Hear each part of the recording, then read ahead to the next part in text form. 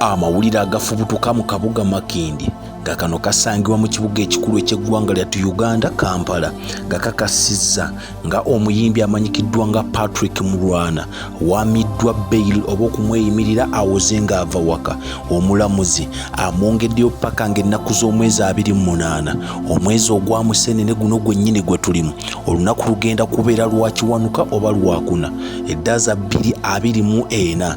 Omukulu kw'olwo lwagenda okujja bagezeko olaba nga bakikintanya oba afuna bail awoze ng'ava ebweru. Ezimu ku nsonga omulamuzi zeeyembyeko okusalawo kuno ategeezezza nti omukulu bayinza okumuta olw'amaanyi g'alina ettutumu anti bali babadde bagezaako kikozesa ng'ekyokulwanyisa nti tasobola taataganya nteekateeka, wabula omulamuzi ategeezezza nti amaanyi ago gennyini ayinza okugakozesa obaolyawo okugezaako okukyankalanya obujulizi anti oludda oluwaabi lukyali mu nteekateeka zinoonya bujulizi kuggwayo bulaba nga buluma omukulu ono alabike ng'agenda asaavinga ekibonerezo. Era okusinziira ku bategeera eby'ekikugu bakatutemye nti ne kamutanda n'asukka ng'ennaku z'omwezi 10 omwezi ogwo ogujja ogwa Ntenvu eddaaza 2024 nga tannafuna bail kaba kaweddemu pakanga mu kutula nsanja ow'eddaaza 2025 anti ssaawa yonna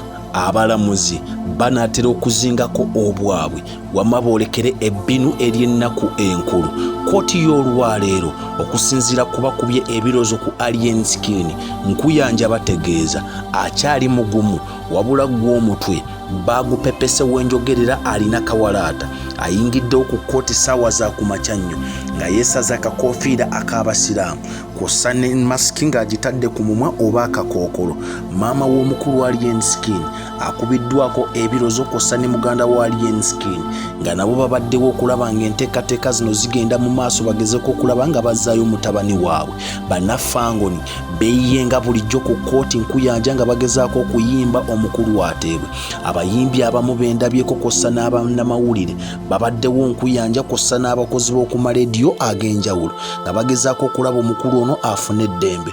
Fulufiga talutumiddwa mwana yeekoze obusolosolo okutuuka n'okwagala okugoba bannafangoni baddeyo ku fangoni bakuumireeyo omuntu waabwe. Waliwo ne looya alabiddwako ng'amutwala Namugisi Mufungize ng'amugamba tateekeddwa kubeera mu musango gwa Alien Skin, bo balina looya owaabwe. Okusinziira ku gava mu nsonda enneekusifu omuwaabi bagezaako okutuula ne looya wa Alien Skin ne bagezaako okusalawo okugonjoola ensonga zino ebweru wa kkooti, wabula olunaku olwaleero omuwaabi talabiseeko mu kkooti. Kino ne kireetera omulamuzi okubasaba obukakafu obulaga nti omuwaabi yasalawo ensonga bazigonjoolere ebweru wa kkooti, okubasaba empapula nga tebalina mpapula ze bakkanyizaako eziri oligino nga balina biduplicate oba ebyozeemu.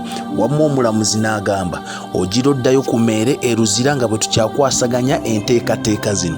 Kino kireetedde bannafangoni okuddayo ewaabwe ng'ennyiike ebali ku mitamu.